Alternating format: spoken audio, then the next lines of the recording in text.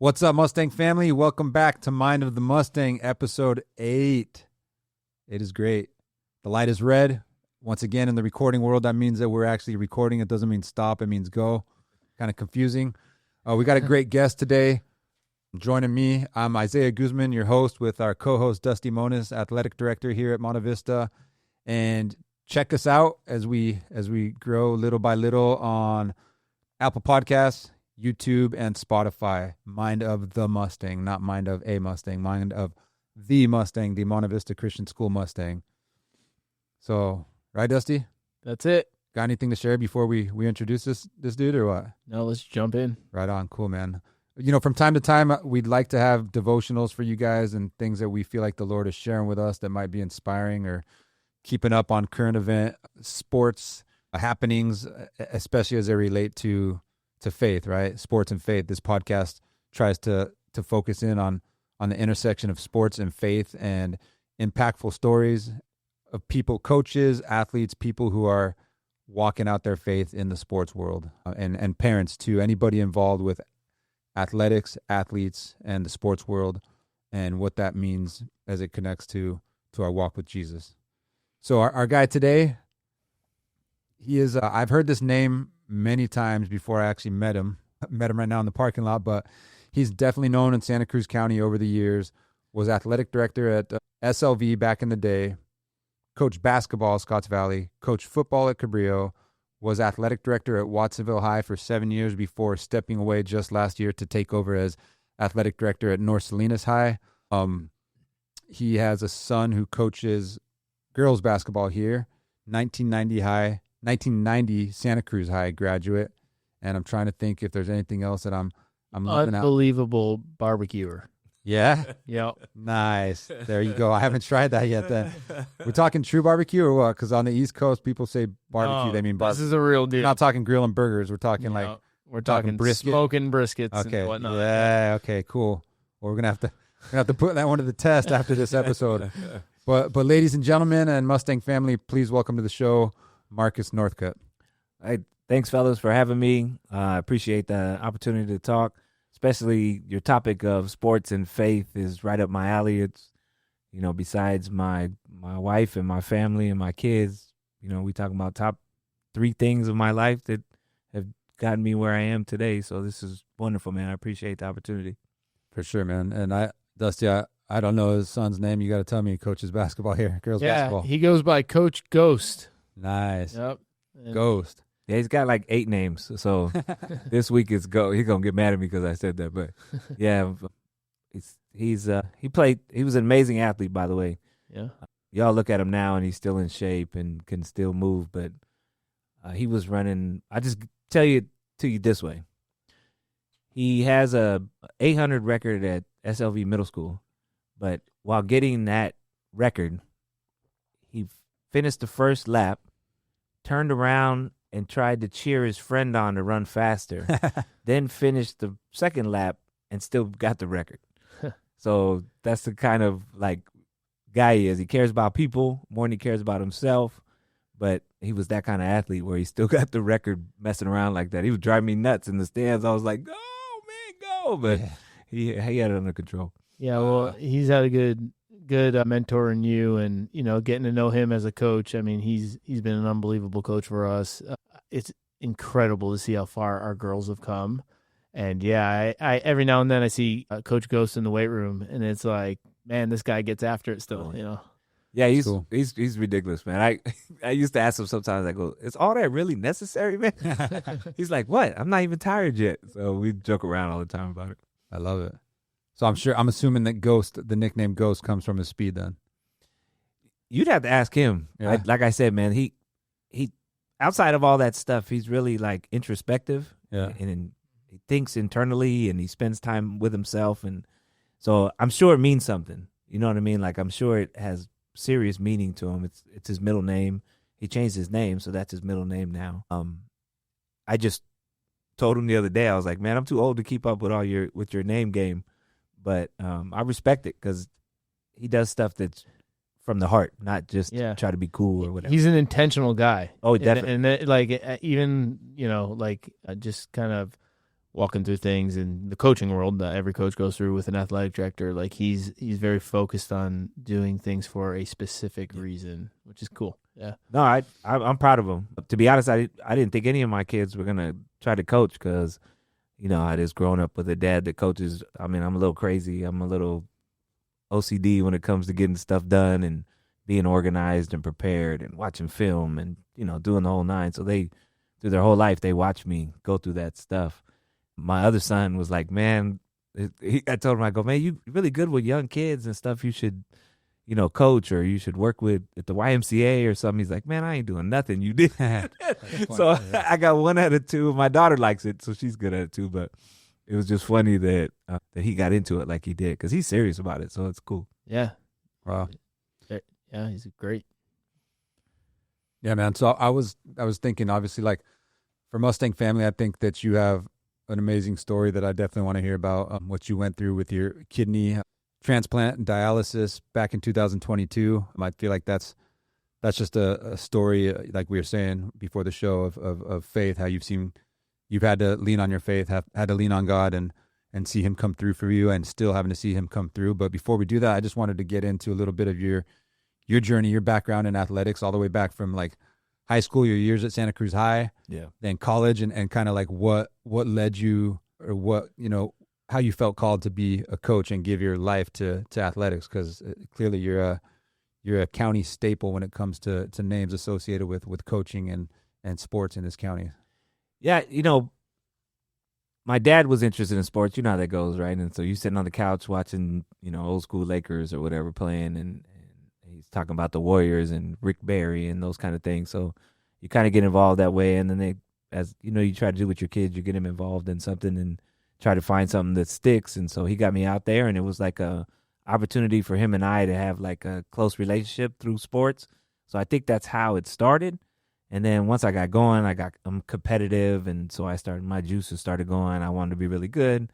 Anybody that knows what I look like will let you know that I don't have an athletic body. I wanted to play basketball. That was my love, but I'm definitely not basketball body worthy.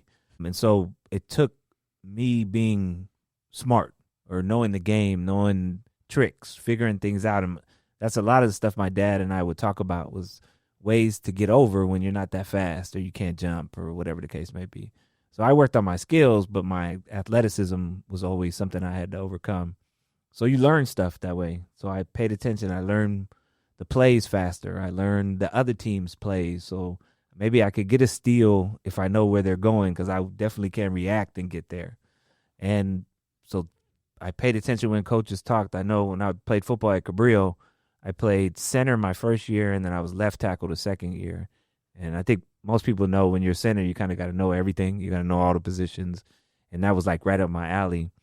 But my first year at Cabrillo, the quarterback would actually hit me, and he'd go, "Hey, Marcus, should I audible?" Oh, shoot. And I'm the center, and I'd have to like look. And, I tell him, I go, "Yeah, we can't, run this." And I'd give him sometimes, not all the time. It wasn't like he didn't know what he was doing. But every now and then, we had a run play on, he'd check with me, and I'd be like, "No, call this." And he would switch.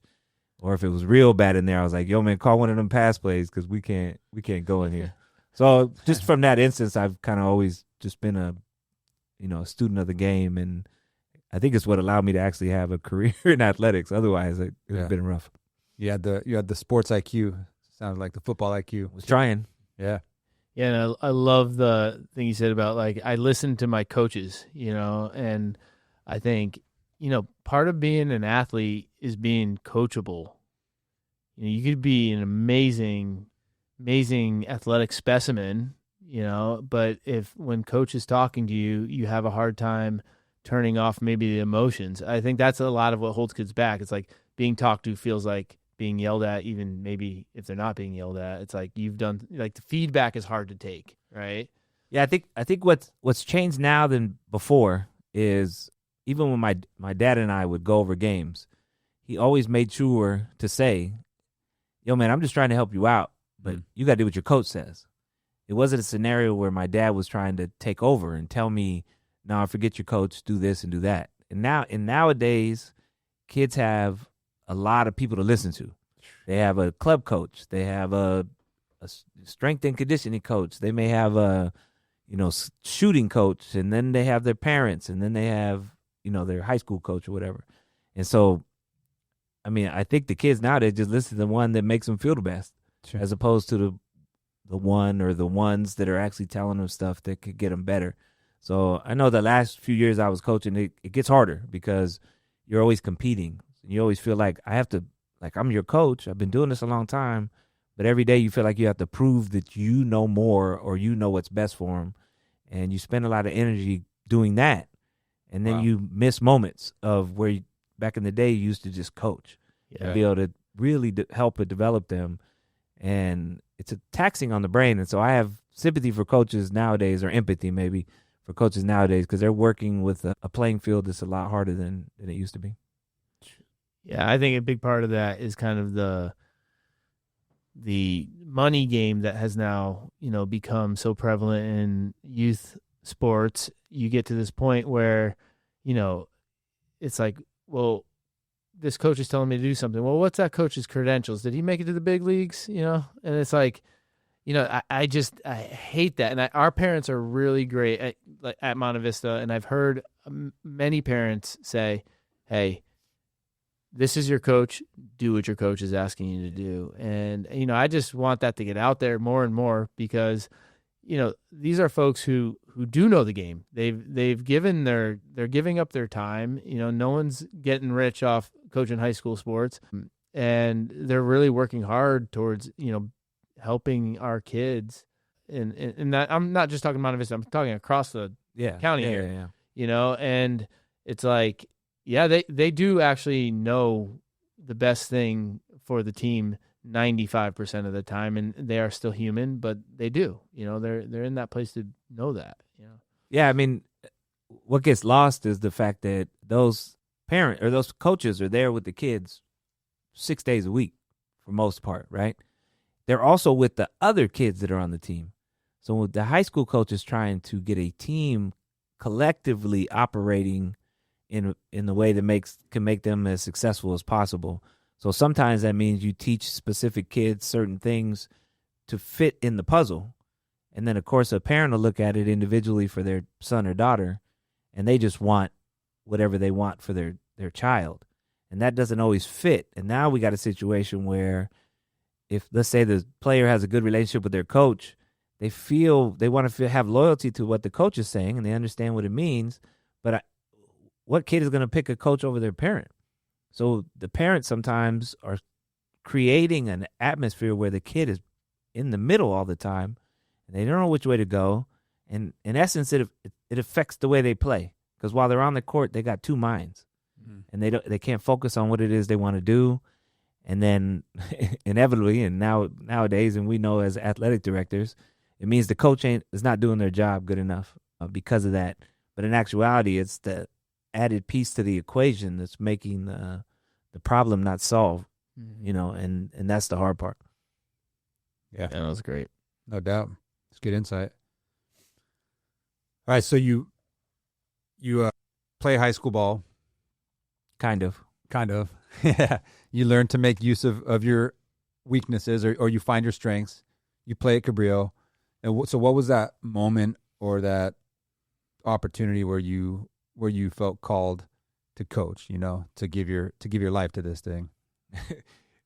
It's a funny one because I think I was always kind of coaching because I was really competitive, man. I wanted to win. I was on basketball at Santa Cruz back then, and even now has been pretty dominant, and we were winning a lot of games back then. So like if we lost one or two, it hurt. And then when you're a younger dude on the freshman or JV team, the varsity guys you look up to would give you crap. Like, what's up, Northcutt? How you losing? Yeah. How you losing to so-and-so? You felt bad because you were like, those are my guys, So I always tried to help other people. So I think I kind of was doing it all the time. And then I don't know if people go through this.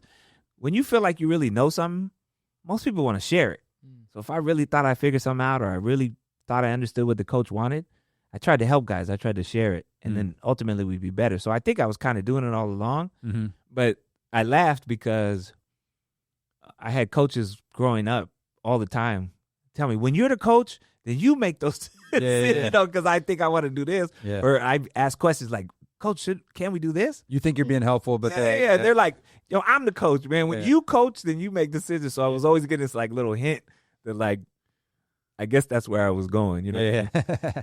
It's like it happens a lot with kids, with my kids, with kids in the classroom where you can see their gifting. It's just hasn't been directed yet, right? Like the kid who's talking in class and acting up is probably a very social human being, and he's going to do something good with it later on in life. But in the classroom, he ain't using it right. In the classroom, it's like, hey, time to be quiet. I'm talking. Yeah. You know what I mean? Like it's not always easy to like to recognize that gifting and give it room when you're in your setting, in your environment, trying to do your thing. Especially without like extinguishing it, right? Yeah, like, you don't want to crush it. The guy could be special. This could be his thing or her thing. And then when you're getting mad or when you're telling them, man, be quiet. We trying to do stuff. Yeah. You don't want to make sure they understand it's not because you upset that they're doing it. It's just their timing is off. No, I get that. I mean, in high school, like I'm a social guy, right? So I was always laughing, always playing at practice. But I still practiced. I loved baseball. I'm talking baseball. I loved the game of baseball. I took it serious. Like I was out there a lot of times when other guys weren't out there working on throwing down to second, and I was a catcher, But my coaches always saw me laughing on the field at practice, always smile, and they always thought I was screwing around. And so, Guzman, and I'm like, I'm doing the drill. I'm just doing it with a smile, but they didn't want to see that. They wanted me to like put my head down, shut up, and do the work, Yeah, that's a funny thing you say that, because Dustin, we've hung out a little bit with our AD meetings and stuff, and I think he knows I'd be joking around and trying to have a good time. The things I've been through that we'll talk about in a little bit. I know time is not promised to any of us, and so I try to make sure I enjoy every moment, not at the detriment of getting business done or upsetting anybody else, because that doesn't make any sense. But I've been this way. I joke around. I, mess with people or whatever. And my other son, Devon, when he played basketball, when he had a smile on his face in the game is when he played the best. And I was old school for a little bit, and I'd get mad at him, like you're saying your coaches did. And we went home one time, and my wife was like, hey, man, leave him alone. And I'm like, he can't be out. We trying to get serious. He might be able to get a scholarship, and he out there laughing. And she goes, and she told me, she goes, watch the film. Like, just slow down and pay attention and see how he plays when he's like that. And so I went back and I did it, and I was like, oh, my, he is clearing it. Like, he's balling out. So, like, so we got to a point that, like, I could even look in the stands when my wife was up there. If he was smiling, and we get a little eye and laugh and go, oh, these guys are in trouble now. So I had to learn. Even my own son and my wife kind of taught me, like, wow. It was a good thing. It wasn't like disrespecting the game. Yeah. It was just how he got focused. Yeah. And I should have recognized it with the kind of person I am, but you brought up with them old school coaches, your initial way of coaching is kind of the same way. Yeah. Yeah, and I think that old school way too is a lot of it's just like, I'm the coach, do what I say, let's go. And there is some value to that, there certainly, but I think the best coaches, something I've noticed is they, you mentioned giftings, Isaiah. It's like that's what it is. And I think best leaders, right? You're able to recognize people's giftings and empower them to do what God has actually like made them to do on some level, right? It's like that's what you want to empower. And I've had the just an amazing time working with some athletes, like when you get like a D1 athlete, somebody who's like gonna play high level, whatever it is. Yeah, it's different, and you recognize it quick. Yeah, you recognize it quick, and a lot of times sometimes that competitiveness in those athletes needs to be like redirected, because they play with such a competitiveness, it turns into actually like a vice or something that's hindering them, Yeah, they get tight sometimes, yeah. or they some of their instincts or natural ability gets hindered a little bit because they're so focused on the competitive or the winning or the beating somebody each play, each second. Like, it's the top thing. And so all that natural instinct kind of takes a back seat, and then their play gets messed up. You can see it. When you have players, you can see them on the field, on the court, whatever. You're like, oh, he's tight. Oh, he's this. And it was because of how I am, and when I coached, I tried not to get too high or too low or whatever.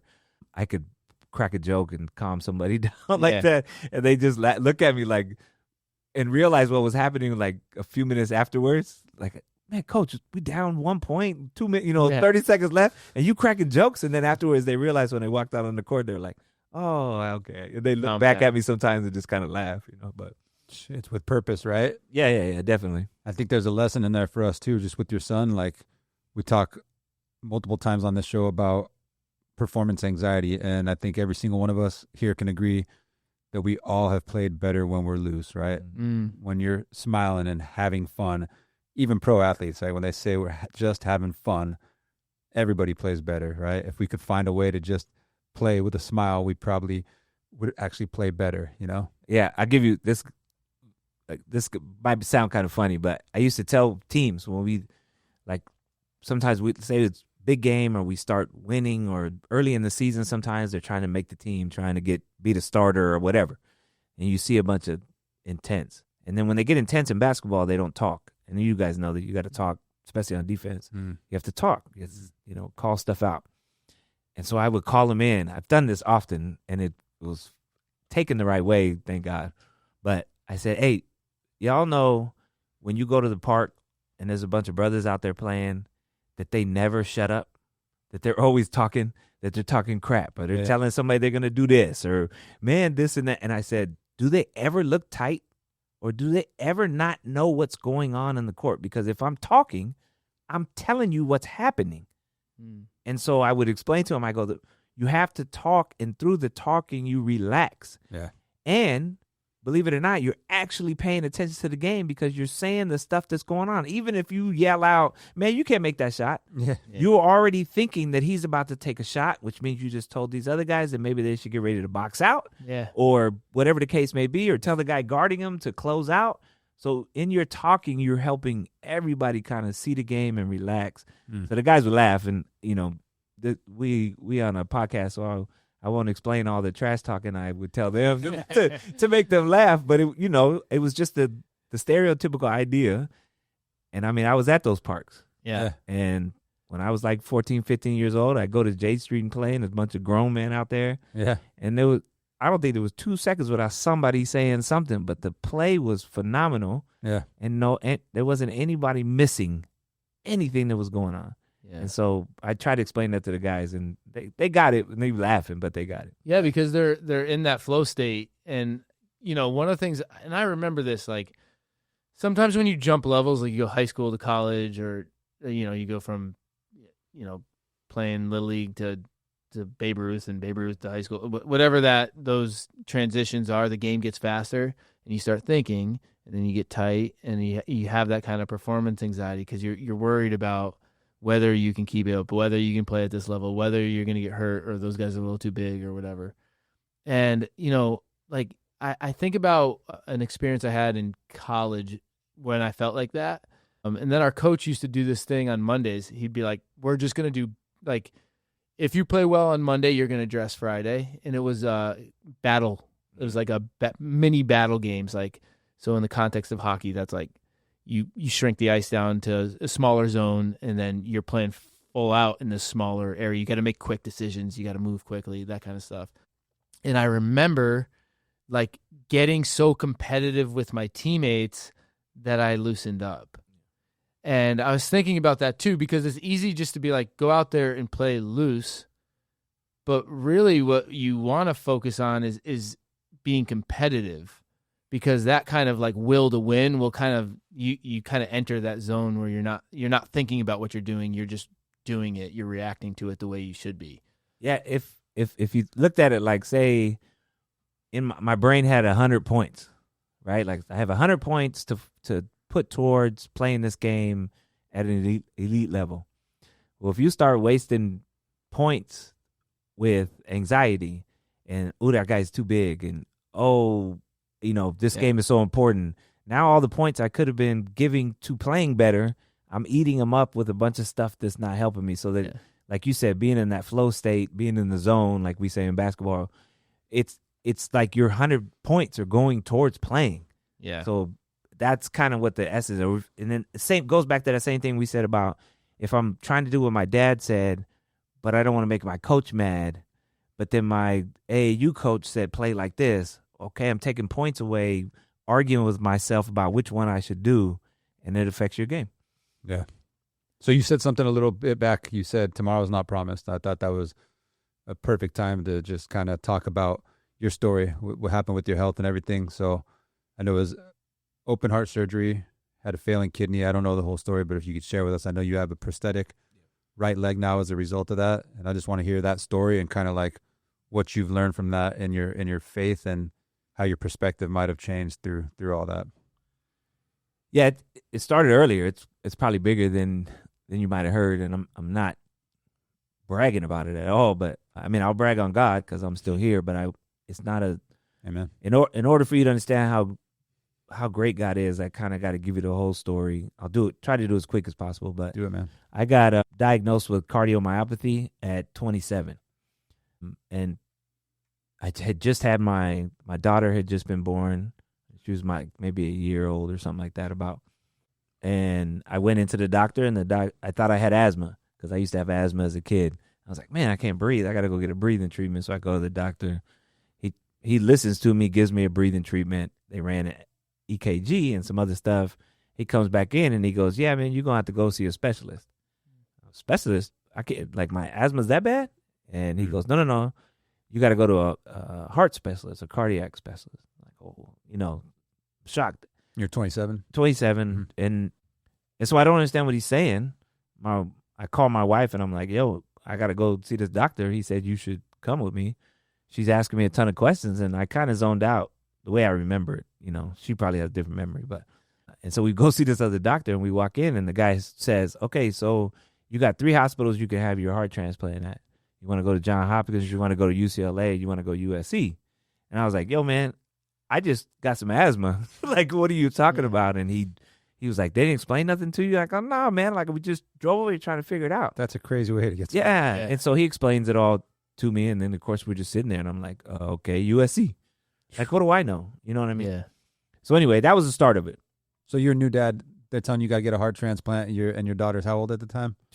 One less than 1. Yeah, maybe a little bit. Well, about 1. So you're probably thinking about all that, right? Like just Well, wanting to be around for her, right? Come on, man. At 27, I just got married. I just had my first kid. Man, I'm indestructible, Yeah. And then they say this. So then I had an experimental heart surgery.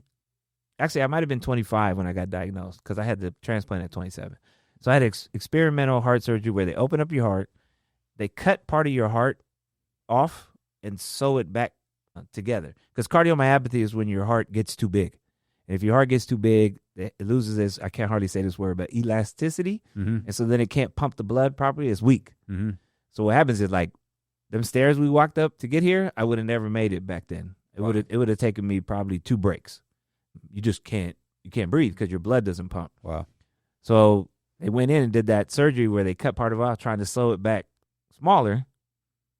And man, I was like the 5th or something like that adult that they did at USC, some crap like that. I mean, they did a thing on the news about my surgery. They didn't use my name, but they talked about it. And that gave me like a year and a half. Like, they were going, well, the longer we wait, the better before you have to get a transplant. So they were hoping it was going to extend time, and it didn't keep too long. Wow. And so then I had to go in and I got the transplant. Spent 4 months in the hospital in ICU, hooked up to machines, kind of keeping you alive. Then the hardest part at that moment was I kept having false alarms. So a heart comes in, they take you downstairs, they shave you all up, put all that Betadine or whatever, clean you up. Yeah. And then you're in this room, and then the other person is in the room next to you, and they're about to take the heart out and bring it over. And so I'm laying there, and then all of a sudden I'm getting rolled back up to my room with no surgery. And they're like, oh, that heart was infected. That is crazy. So that happened a couple times. And then I think the head nurse lady realized I was like not handling it very well. And so there was like 2 or 3 more, but she didn't tell me. They like waited. So when I actually got the call to get the heart, they came in like 4:00 in the morning, and they start doing all that prep stuff and taking blood and all the stuff they got to do for surgery. And I was like kind of mad because I had a routine in the hospital, and the nurses were really cool with me. I was like, why y'all wake me up? You know what's going on? You can get blood at 9:00 when I wake up, Yeah. And they wouldn't say nothing. Well, come to find out, they were checking the heart before they took me down. Realized it was good, and then the lady came in and she said, "All right, we going?" And I go, "Yeah, right, we going." And she was like, "No, this time we going." Wow. So that was in '99, which made me 27, and then so that lasted a good 20-ish years, and then in 2020 I had to get another one, Another heart. My kidney after the first surgery, you take a bunch of medicine, right? You take immunosuppressant drugs. Well, that one of those drugs destroyed my kidney. So the drugs that I needed to take for my heart messed up my kidney. So when I got a second heart transplant in 2020, they tried to do kidney and heart because I had been on dialysis for 2 or 3 years, which if anybody out there knows somebody on dialysis, be nice to them because they are struggling. Dialysis beats you down. Like, no, it's no joke. Anybody that's doing dialysis and looks amazing, man, I needed to know your secret back in the day.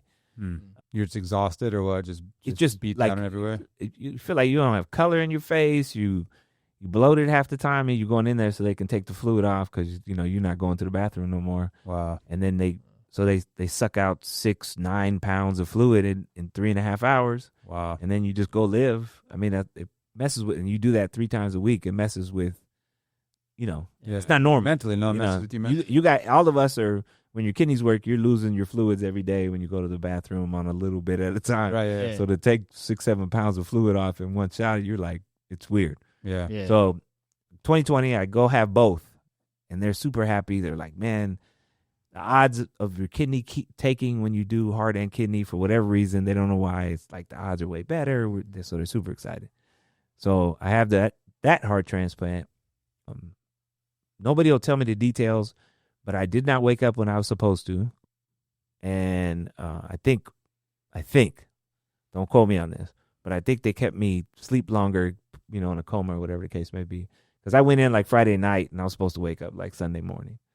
And when I asked them what day it was, they were like, "It's Thursday," and I was like, "What? What happened to what happened to Sunday morning, right?" Yeah, that's intense. And my wife let me know that she had to make several decisions, life and death decisions during the surgery and that time. So she reminds me of that when I'm not a good husband.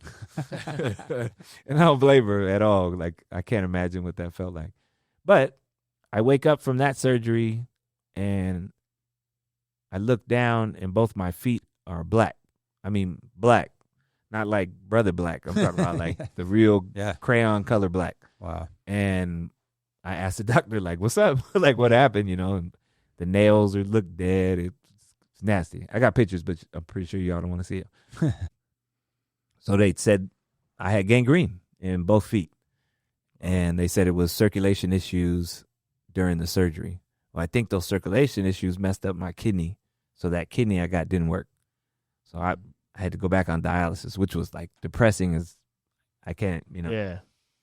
So anyway, I did dialysis for another 2 years, and then God blessed me with another kidney on Halloween, by the way. Wow. I had the second heart transplant on Valentine's, and then No way. yeah, Heart transplant on Valentine's. yeah, and then I had That is crazy. I had the kidney on Halloween, so go figure. And now you see a guy that ended up losing below the knee on his right leg and all my toes on my left foot, but new kidney, new heart, and fully healthy. I went, if anybody remembers, 2020 was COVID, so I spent, 5 months in the hospital during COVID with no visitors. My brother would bring me clothes, and they'd have to leave it downstairs, and then they'd take my dirty clothes to him, and then I get this suitcase with clean clothes, but nobody got to visit. I talk on the phone, of course, but I realize now, like, and maybe dudes, I don't know, all dudes don't really talk like this, but I realized I was really affected by the lack of like affection, just human touch. People put needles in you, it doesn't count, but it really messed with me to be up in there without that piece of it. Nobody just touching your arm or rubbing your head or giving you a hug. Like, I didn't realize at the time. It took me a few years afterwards to be like, man, I'm a little damaged. I had to get past that. So were you completely basically isolated that whole time? Like, yeah, it was just doctors and nurses. wow. I had my own room. And then, when you're on immunosuppressant drugs, it means that your immune system is not as strong. Like it's actually those medicines weaken your immune system because otherwise they would attack your transplanted organ. So they were like, when COVID was out, everybody was like, if you get COVID, man, you're going to die. So it was like, I was isolated for real and stay away. So yeah, it was crazy. But I shared a story so that I can give testimony and honor and praise to God, because the emotional aspects that I went through, the dealing with, my son, my son celebrated his first birthday in the hospital during my first transplant. It was the only way I could see him. Yeah. My son, that same son, took his first steps in the downstairs of the LA County Hospital while I was on the 5th floor that kids couldn't come to. So I missed his first steps. So like all that stuff's going on, and then you're like worrying about if you're gonna die. I was writing letters. I don't know if you guys probably ain't old enough, but they had this movie called My Life with Michael Keaton. He was dying of cancer, and he left all these videos of how to shave and how to do all this stuff for his son. So it was super cool. Wow. So I started writing stuff down for my kids, like, hey, be this kind of person. Don't forget about this. Take care. Anything you could think of that I thought, well, as a dad, I was going to teach this, but now I might not be able to. So you're going through all that stuff. But it was, prayer, the Bible, faith, at every difficult moment, and even the good ones, just making sure to praise God and let him know that, like, let his will be done, that he was in control of the whole situation, and that the worrying and the concern and all the stuff I was doing doesn't make sense. If he's in control and I want his will to be done, then what am I fussing over the tough stuff? I mean, we all know Job in the Bible, one of the most amazing stories about somebody, keeping their faith. Yeah. I would read that book and then think about him, and I'd be like, my life is not his, and he never complained. So how am I going to sit here and complain? Yeah. I refuse to say, why me? My mantra at the time when I would kind of be weak mentally was like, why not me? So God sees me fit to handle these challenges. That means that's a good thing, because we know Job was God honored him. Yeah. So I'm like, okay, cool. If God believes I can go through this, then he thinks I'm tough enough or have enough faith, whatever, however you want to put it, then let's do it. Yeah. And that was kind of like my mindset. And a lot of the nurses and everybody used to trip out because I was still me. I mean, like I said, Dustin knows me better, but I'm a clown sometimes. And so the nurse was like, how are you still smiling? The doctors would come in and go, man, I just looked at your charts. You should be like sleep and not coherent. And he goes, you sitting up in the thing, watching TV, cracking jokes.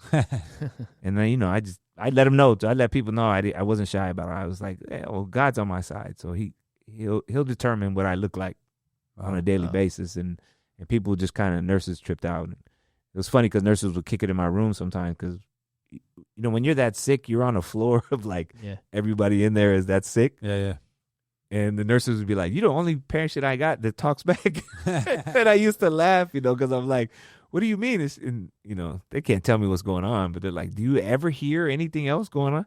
And I was like, oh, I didn't even think about it. They're like, yeah, man, you're the only one asking questions and hitting the call button and whatever the case may be. So maybe they came to you for some levity too. Maybe it's a heavy floor to work on. And like I could see where your son gets it from, I guess. If you say he was laughing on the court, you're laughing in the hospital room going through this. Yeah, I never complain, man. And so that's something that helped me. And I mean, everybody's got tough days, man. I'm no superstar, so I'm not saying all this stuff to be like, oh, look how good I am, or look what I did, man. I didn't do nothing. Like I stayed faithful, but God honored my faith by giving me the strength to go through that stuff. Keep my family together, by the way. Every time I went through that stuff, my wife was going through it too. 100%. I got my kids at all those different ages, not knowing if they're going to have a dad any given day. So I can't imagine what their testimony is. You know what I mean? I mean, I can imagine, but I wouldn't do it justice trying to explain it. Yeah. So, I mean, he kept us all together, and he got us through it. And yeah, I mean, I still got to go to the doctor. yeah, I'm missing, a third of my leg, but it doesn't phase me like maybe it should, because this is the path that God chose for me. And if my walking around or my talking on this podcast or my testimony, I mean, that's the whole point of this, right? Like 100%. if I walk around and God shines through me and it touches somebody else, then, I mean, that was my job. I mean, that was my responsibility for the blessings that I got. So I take that honor on, and glad to have been chosen, so to speak. Yeah, that's powerful, man. That's an amazing perspective to have, and it's crazy because I was sharing with a student today. So I teach alternative ed, and I bust out my Bible every now and then if a kid's going through it. I'm like, I'd rather lose my job and stand before God and knowing I didn't deny Him than to keep my job and not share. And crazy thing was, I just on my heart today, I shared with this kid from the book of Ezekiel where it says, where God's basically telling the Israelites after their rebellion that I will replace your heart of stone with a heart of flesh. It's like, I'll remove your heart of stone and give you a heart of flesh. And it was specifically God's talking about giving His people a heart transplant, right? Yeah. In a way that matters more than a physical heart, like really. And I've been in those seasons in life where I've had a heart of stone, and like I'm in a season of praying for that. God, I want a heart of flesh. I want, I still have a hard heart in some ways. Give me a heart of flesh. And so I was just thinking of you, and there's another part in Scripture where I forget Paul's exact words, but basically like that you'll be able to comfort others with the same comfort that God has shown you. And so I'm just wondering, like, how is this thing, you physically had your heart removed, but I'm assuming that your spiritual heart has been changed through this whole thing too. Like how has this changed you as a person, changed your heart, toward others, toward, I don't know, your family, just people in general, life? Yeah, I mean, the one thing that people tell me is the fact that I never seem to look sad or mad or depressed, or like how every day, regardless of what's going on, like they can kind of count on Marcus, brightening their day. Or I'm not trying to be corny, but I just mean like people. That's your vibe, though. I mean, even an athletic director. Yeah, you don't have to shy away from it. Yeah, I mean, you're a joyful guy. Yeah. It just I'm just saying what people said. Tell me. So from that stamp, and people have told me, like, they, just like you mentioned, they think about my story, and it's even stopped them from complaining sometimes. And some people aren't stopping me right now. Yeah, some people aren't like they're not saved, or they're not all the way there yet. But like the seed has been planted, just based on my testimony or trying to live my life like Christ-like, right? That's our job, right? I'm trying to emulate Christ's life in my actions and stuff. And so I feel good inside that it's being recognized. I mean, I got a lot of work to do, and I'm not perfect, and I have my moments and everything. But it's cool to know that it's being recognized, because then I know I'm honoring God like I think I'm supposed to. It's my spiritual life has changed because, man, I got hardcore evidence that He lives, and I mean, like, hands, like, there's no question. Like, I've prayed for stuff, and boom, people have told me this is gonna happen, and there it is. Like, wow. So I don't argue. Like, I've tried to tell, like, my friend always says that common sense sometimes is a superpower. Well, not for me, because I'm gonna make sure it's common sense. I was here. I turned my path and my eyes towards God, and now I'm way up here. Like, and it's happened time and time again. So preach. I tried to, for real. I'm not a person that's gonna like beat people down with God or with Scripture. Like, I try to have an aura. I don't try to, but I'm just saying, like, I want to have an aura to where people feel comfortable coming to me. I have people that, like I said, aren't saved. They'll come ask me about God out the blue. I've had kids that I've coached, and they'll be like, hey, and I don't, like you said, you got to be careful sometimes how you introduce God when you're in a public school, especially. But kids will, by my actions and how I talk and they recognize, and so they would come start asking me about God or ask me for help. And people have always been, kids that I coach, they've always been comfortable coming to me. So random people that I don't talk to every day will come talk to me and open up. And so then I just let God's Spirit lead me in trying to help them as best I can, or be whatever it was that they needed when they showed up. So that's where my spirit has adjusted, to be more open to how God can use me, as opposed to sometimes we look at God for what he is for me. Yeah. And now I'm trying to use God as, I'm the vessel. Use me as you see fit. Amen. Amen. Good. Yeah, I was thinking about this idea of, it's in Corinthians and also in Thessalonians, the idea of like not just preaching the gospel with words, but in power, and I think, the Bible specifically talks about like the Holy Spirit in that sense, but also I think there's some version of this where it's like your story, your testimony is powerful, who you are and the way you approach life is powerful, and it kind of creates a pathway for people to experience what God is doing here, and with you. And But yeah, you guys also know, like, like religion can have a negative connotation for people, and that's what turns them off, right? Yeah. And so for me to be able to live my life, I guess, and still be approachable, or still be like, I don't know. It's the wrong way of saying it, so please, God, forgive me without having better vocabulary, but seeming normal. Yeah, like not crazy, that that stereotypical crazy church vibe, right? Yeah. And so people are like I have legit friends that I play football with at Cabrillo. Yeah. They're like, yo, man, I didn't know you could be saved and still be like you. Yeah. Like they just told me flat out. Yeah. And I was like, we had a good conversation about it. Now, I mean, just some hardcore dudes are now like asking me, and then they randomly start saying like, hey man, like I'm starting to think about God more. I got a Bible, or, I stopped doing this, so it was just kind of cool to from that aspect about how you are. We need a bunch of different varieties of people to bring people to God, so that they realize it's not a, like a script. Yeah, and a big part of it is you're authentic, right?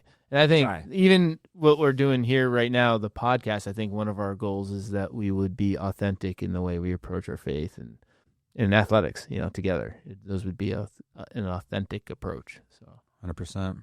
Yeah. Thank you, man, for sharing. That's powerful. I was thinking before we go, though, we got to shout out your wife. She seems like a superhero. Shout out your wife. Yeah. Your wife and kids. My wife, Celicia, she works at Cabrillo. She goes by Alta too. We got an issue with names in my crew. She's bona fide. She's the one that like introduced me to God. Wow. Her mother was an evangelist, so I moved down to LA and started going to church, and that's how that started. So I mean, I owe her the world. She's been by my side. She stood me up. She's picked me up. She's kept me up. I owe her everything. So yeah, I call her Celicia. So Celicia, I love you and appreciate everything you are.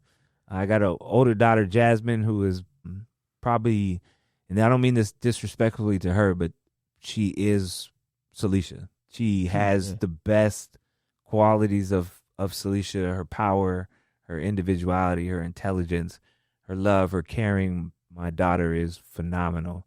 So she was there for me when I lost my leg, helping me get food and bring me change of clothes. And that's tough, man. You a young girl taking care of your dad. I can't imagine what that did to her. And my two boys, Devon and AKA Ghost over here, have been amazing. So I appreciate them. My sisters, my brother, my mom. One quick thing, I apologize, but I really got to do this. When I first got sick, I was down in Los Angeles. I said I was at USC, and I spent 4 months in the hospital waiting for a heart, that's where the pain is, because you don't never know when it's going to come, But I think it was the first 5 or 6 weeks, my dad drove down on the weekends to spend the weekend with me, and then drive back up Sunday night and go to work Monday morning. Man. So he went Monday through Friday, work, Friday night or early Saturday morning. He drove down, spent all day in the hospital Saturday, spent almost all day Sunday, jumped back in the car and drive back up here. He did it for like 5-6 weekends in a row. So, I mean, like, that's the funny thing is my mom can't be in the car very long, so I think she wanted to come. My dad was like, it'll take 15 hours to get Yeah. down there all the time. I got to stop for my mom. So she would send stuff with him. Wow. So that was like her piece. So I get this little care bag, and Nice. then he'd be there. Like And, mama's cooking. yeah, a little bit of anything, because she always trying to feed her brother. So Yeah. so I mean that's where I came from. That's that's my foundation. That's my parents, and who is still whatever I got in me. And then when I met my wife, and she just took me to another level that I wasn't even aware was around, because I thought I was pretty cool but before that. So yeah, so all those people, were put in my life for a reason, and were above and beyond any and everything that a person, like, I'm beyond blessed. Like, it's ridiculous to if I were to sit back and really think about it, I'd make people jealous if I really tried to explain to y'all, and then you'd be like, who the heck this fool is? He could have all that. So yeah, shout out to my people. It's beautiful. Well, man, I think you are a blessing to the people that you serve. You've been a blessing in this county for decades now. So people poured into you, and now you've poured into other people, and I'm sure you'll continue to do so, hopefully for a long time, because you're 53. God willing, right? Yeah, God willing. You got that youthful spirit, kind of like me, and so I'm hoping you keep that going. I'm sure students and athletes at North Salinas are blessed by walking into your office and getting to talk to you on a daily basis. So thank you for coming on the pod, man. Dusty, appreciate anything? Yeah, man. Thanks so much. Yeah, man. So this is Mind with the Mustang again. This is Isaiah Guzman, your host, with Dusty Mona as your co-host, athletic director here. We've had Marcus Northcutt on the show. Again, go check us out on Spotify, Apple Podcasts, or YouTube, or all three, and like us and all that stuff that people are supposed to do. Take care, guys. We'll talk next time.